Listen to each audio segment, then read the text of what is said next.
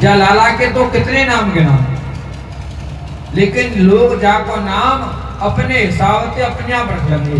लेकिन भैया ये भक्तों के मन को अपनी तरफ खींचेगा, और खींचने को संस्कृत में कहते हैं कर्षण। तो कर्षति सा कृष्णा, जो भक्तों के मन को अपनी तरफ खींचे वो कृष्ण है। भैया बोली बोल बाबा तेने हमारे जा बड़े लाला को नाम कितना बढ़िया रखो राम, लेकिन हमारे लाला को नाम कृष्ण।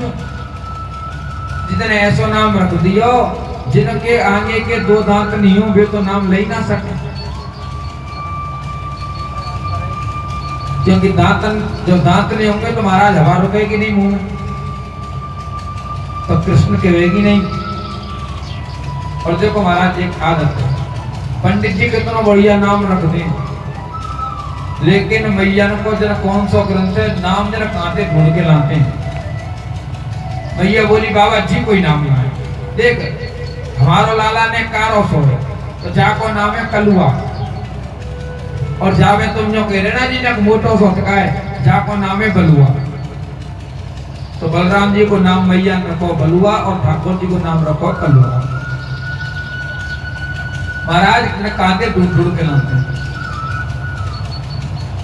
बोल राधे राधे।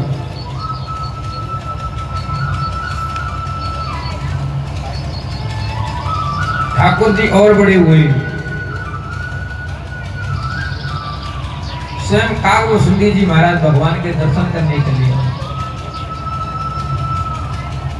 ठाकुर जी रोटी खा रहे हैं, धूल में पूरे धूल में दूषित हुए, धूली भरे अति सोवत श्यामजू, जैसी बनी सिर सुंदर चोटी।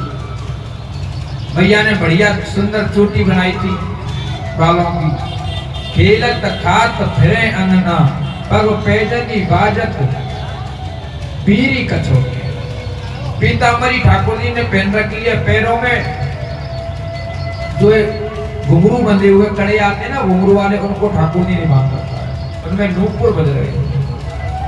वाह छवि को रस खान विलोकत, वारित काम कला निधि कोटि, और काग के भाग कहा कहिए, हरि हाथ सो ले गयो माखन। ये कौआ कौन था? ये कौआ स्वयं काग सुंदी जी महाराज, जो ठाकुर जी के दर्शन करने के लिए आए। और अब ठाकुर जी थोड़े और बड़े हुए, 5 वर्ष के हो गए। सब सखा बुला लिए अपने पास में, और सखान से कहिए चलो भाई आज खेल खेलेंगे। सखा बोले का खेलेंगे? चोरी छुपाई खेलेगो कि जो है कुछ और नयो खेल होए? बोले नयो खेल है। बोले का? बोले चोरी करवे को खेल। सखा बोले कन्हैया चोरी करेगो, तू राजा को बेटा है। भगवान बोले देखो सुनो, चोरी तो हम करेंगे लेकिन चोरी पैसा की नहीं करेंगे, चोरी करेंगे माखन की। मधुमंगल बोलो कन्हैया तेरे घर में माखन की कुछ कमी है का? अरे तेरे यहाँ पे 9 लाख गायें और तू माखन की चोरी करेगो? भगवान बोले देखो सुनो, माखन कायते बने? माखन बने दूध से, और दूध पे अधिकार सबसे पहला बछड़े का। दूध के ऊपर सबसे पहला अधिकार किसका है? बछड़े का। और उसके बाद में दूसरा अधिकार है जो गाय को चराता है उसका। और जो तुम्हारी मैया क्या करे? बछड़ा ने उन्हें पीन देने को, और दूध काट के सबे नाप दे दूध काटे, चाहे ना चाहे जागरण की बन रही है। जाग रह जाते ना दूध में, बाल्टी में लगे हुए में थोड़ा सा पानी मिलाया और दूध से ही डाल दिया चाय में। बोले तुम्हारे यहाँ दूध कहाँ है? तुम्हारे यहाँ जो माखन जमाते सब तो बिक रहा है मथुरा जाकर के। गैया ने चरा में हम और माखन ने खावे मथुरा के, ऐसा नहीं होगा। जो गैया ने चरावे होगा वही माखन ने खावे। ठाकुर जी जिसको समझाना चाहे ना तो चुटकियों में समझा देते। जिस तारा का भगवान ने पति मारा है बाली को, और पति का शरीर आगे पड़ा हुआ, और भगवान कह रहे हैं उससे बोले क्षितिजल पावक गगन शरीरा, क्षितिजल पावक गगन समीरा, पंच रचित अति अधम शरीरा।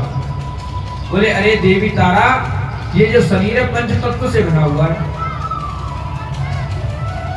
अगर तुम्हें शरीर को पति मानती हो ना, तो प्रगट सो तनु तब आगे सोगा। बोले शरीर तो आगे पड़ा हुआ रो, और तुम अगर जीव को अपना पति मानती हो तो जीव नित्य के ही लगी तुम रोगा।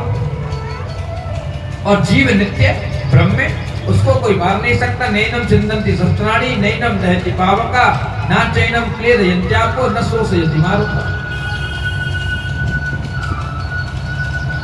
जीव को कोई मार नहीं सकता, और शरीर तुम्हारे सामने पड़ा हुआ है।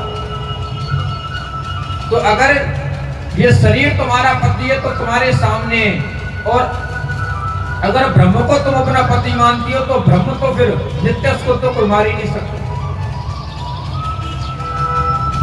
गांधारी ने श्राप क्यों दिया था भगवान को?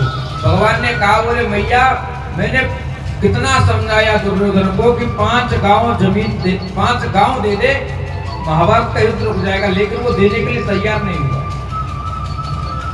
तभी तो मैया गांधारी को क्रोध आया। बोले द्वारकाधीश, जिसको तुम समझाना चाहो और वो समझे नहीं, ऐसा तो हो ही नहीं सकता।